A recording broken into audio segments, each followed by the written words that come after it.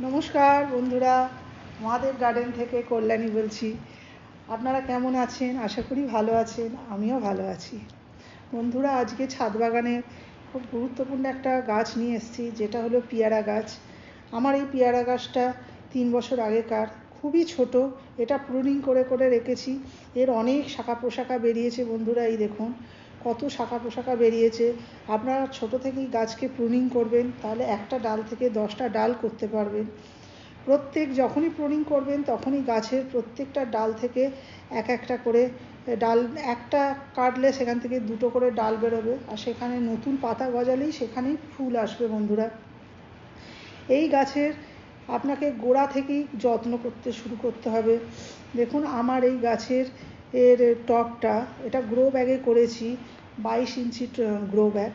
এই ব্যাগেতে আপনাকে ভালো করে পটিং মিক্সচারটা ভালোভাবে করতে হবে বন্ধুরা। এখানে বেশি করে ভার্মি কম্পোস্ট দেবেন, নিম খোল দেবেন, সর্ষের খোল দেবেন।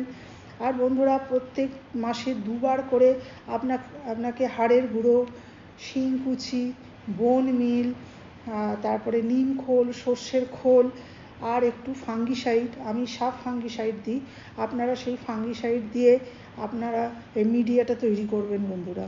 প্রত্যেক মাসে 2বার করে এই সার আপনাকে এই গাছে প্রয়োগ করতে হবে, কারণ পেয়ারা গাছ খুব হেভি ফিডার গাছ, সুতরাং এদের ভালো মতো খাবার দিতে হবে বন্ধুরা। টবের মাটি সব সময় পরিষ্কার রাখতে হবে বন্ধুরা। ছোট ছোট আগাছা দেখলে এগুলোকে তুলে ফেলবেন। এই গাছে ফুল আনতে গেলে আপনাকে কিছু গুরুত্বপূর্ণ টিপস ফলো করতে হবে, সেটা আমি আপনাদের জানাবো। এই গাছে প্রচণ্ড পোকা উপদ্রব হয়, এই জন্য প্রত্যেক মাসে 1বার করে নিম অয়েল স্প্রে করবেন বন্ধুরা। আর ফাঙ্গিসাইড অবশ্যই মাসে 2বার করে স্প্রে করবেন।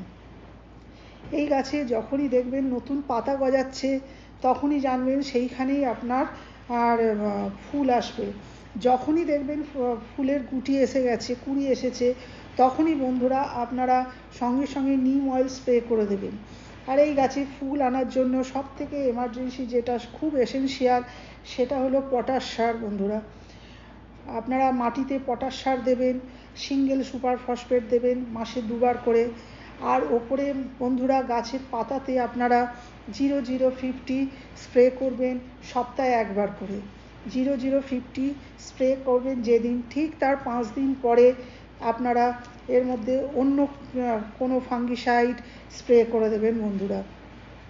এছাড়া বন্ধুরা, গাছকে সবুজ রাখতে গেলে ইপসম সল্ট অবশ্যই আপনাদের স্প্রে করতে হবে, নাহলে গাছের পাতা হলদে হয়ে যাবে, হলদে হয়ে গিয়ে শুকিয়ে পড়ে যাবে বন্ধুরা। আপনারা 0050 স্প্রে করলে দেখবেন আপনাদের গাছে ফুলে ভর্তি হয়ে গেছে। আপনারা এই গাছকে মাসে 2বার করে বোরন স্প্রে করবেন বন্ধুরা। বোরন স্প্রে না করলে কুঁড়িগুলো ঝরে পড়ে যাবে। এইভাবে আপনারা পরিচর্যা করলে দেখবেন প্রত্যেকটা ফুল থেকেই আপনার ফলে পরিণত হচ্ছে, এবং সেইগুলো বড় করার জন্য আপনারা মিডিয়াতে যেগুলো বললাম ঠিক সেইগুলো দেবেন। আর সপ্তাহে 1 দিন করে করে 0050 দেবেন, সপ্তাহে 1 দিন করে করে বোরন স্প্রে করবেন।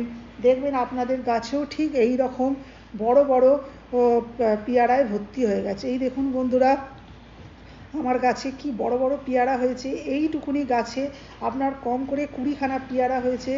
এছাড়া বন্ধুরা, আশেপাশে আরও ছোট ছোট কুঁড়ি বেরোচ্ছে, দেখুন এইরকম কুঁড়ি আপনার ভর্তি হয়ে যাবে এবং ফলে ভর্তি হয়ে যাবে। এইভাবে আপনারা গাছ করুন, আমার পাশে থাকুন। ভালো লাগলে সাবস্ক্রাইব করবেন, লাইক করবেন, শেয়ার করবেন, পাশে থাকবেন। নমস্কার বন্ধুরা, এইভাবে পরিচর্যা করুন আপনারা।